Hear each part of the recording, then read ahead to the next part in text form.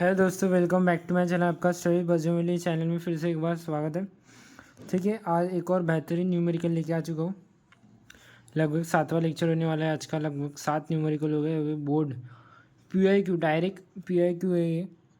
ठीक है, और उसमें से PIQ में से एक्सरसाइज में के भी आते हैं और सॉल्व एग्जाम्पल आते हैं। ठीक है, सॉल्व एग्जाम्पल में ज़्यादा ध्यान देना।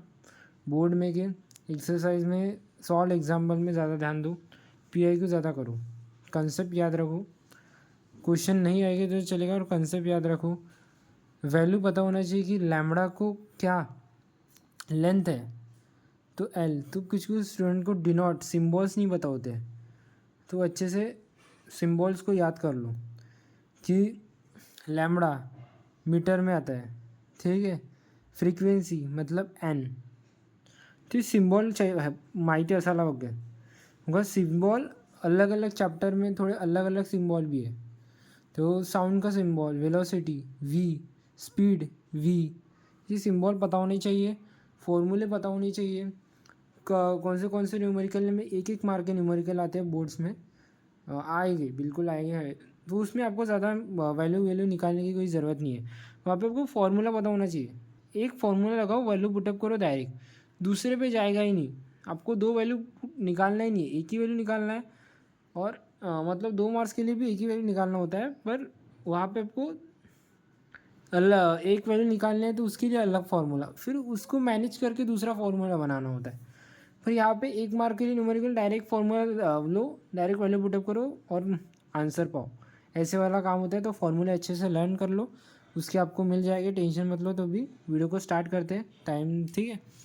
तो सबसे पहले वेव लेंथ म्हणजे लैम्बडा, और मैंने करेक्शन देखा कि ये लैम्बडा 2 है और ये लैम्बडा 1 है। तो आप मैंने करेक्शन कर लिए, तो लैम्बडा 1 हमारा 81/70 होगा, 70 होगा। लैम्बडा टू हमारा ये देखो, लैम्बडा 2 हमारा 81.173 होगा। और n=10 बीट्स, ये पता होना चाहिए। बीट्स, फ्रीक्वेंसी, ये सिम्बॉल्स पता होना चाहिए। ये सिम्बॉल्स में बहुत सारे स्टूडेंट घटते हैं, एन बिग लिखना। ठीक है, कैलकुलेट द वेलोसिटी मतलब साउंड इन एयर, तो वी फाइंड करना है। ठीक है, वी फाइंड करना है। अभी सॉल्यूशन के ऊपर जाते हैं। अच्छा, मैं बात लिखते लिखे यहाँ पे जीवन लिखना, सिस्टमेटिक तरीके से लिखने का। हर एक न्यूमेरिकल को सिस्टमेटिक तरीके से लिखने का फुल मार्क्स मिलेंगे, ये भैया की गारंटी है। तो हम बोल सकते हैं कि लैम्बडा 1 लैम्बडा 2 से बड़ा है। ठीक है, और मैं ये बोल सकता हूँ कि लैम्बडा n2 बड़ा रहेगा n1 से, इस अकॉर्डिंग टू द कंडीशन। अभी हम लिख सकते n2 बड़े में से छोटा माइनस कर दे, क्योंकि n2 माइनस n1 लेते। ठीक है, n2 minus n1 equals to कितना होगा, 10 बिट्स।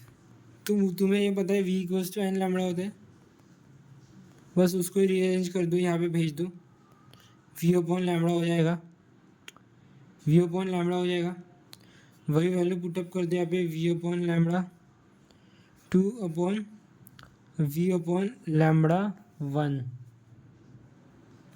Equals to 10। अभी हम v को कॉमन ले लेते हैं, v equals to lambda v2 upon equals to lambda 1। Common ले लिया मैंने, कॉमन ले लिया, कॉमन ले लिया, कॉमन ले लिया, दिक्कत वाली बात नहीं है, कॉमन ले लिया। वैल्यू पुटअप करेंगे, वैल्यू पुटअप करेंगे। लैम्बडा 2 81/3,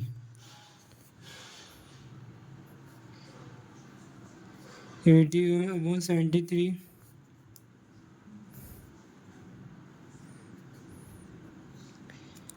और 81/170 प्लस टू 10 बिट्स, ये ऊपर चले जाएगा। ये वाला ही रिलेशन यूज़ करना, मैंने जो बताया वो वाला रिलेशन यूज़ करना। बाकी जो बहुत सारा तरीके होते हैं, बहुत सारे फॉर्मूले होते हैं, मैनेज करके हम बहुत सारे वैल्यू इस फॉर्मूले को अलग फॉर्मूले से भी यूज़ कर सकते हैं। पर ये वाला भी फॉर्मूला क्यों लिया, क्योंकि न्यूमरेटर में देखो सेम वैल्यू है, सेम वैल्यू, और ये आसान हो जाता है। ये आसान क्यों होता है, डायरेक्ट माइनस करो ख़त्म करो, इसलिए बोल रहा हूँ कि वैल्यू देख के हिसाब से फॉर्मूले लो कि इजी जाए, ठीक है, तुम्हारे हिसाब से, क्योंकि बोर्ड में प्रॉब्लम तुम्हें सॉल्व करना है भाई, मैं थोड़ी ना आने वाला हूँ वहाँ पे। आपके भैया नहीं आने वाले वहाँ पे, आपको ही सॉल्व करना होगा स्टूडेंट्स, ठीक है। अभी देख लो अच्छे से क्या कर रहा हूँ मैं। वी को यहाँ पे दे देते 3 10, ये 81 के ऊपर बचते 81/3, क्या आंसर है इसका, 81/3 इक्वल्स टू 10 इक्वल्स टू 27। तो लगभग अगर तुम इसे डिवाइड करते हो ना 81, यार तुम छोटे बच्चे तो ना रहे यार, चलो 3 2 6/2, हाँ 3 7 से 21, 7 से आता है 21, 10 मल्टीप्लाई बाई 21, 10 मल्टीप्लाई बाई 21 आ जाएगा, और आपको फाइनल आंसर निकालना है, बस कैलकुलेट कर दो 27 आएगा, 27 आएगा। और देखो आपको कैलकुलेट करना है इसको और फाइनल आंसर निकालना है, और मुझे कमेंट बताना, क्योंकि आप बिल्कुल कमेंट नहीं कर रहे।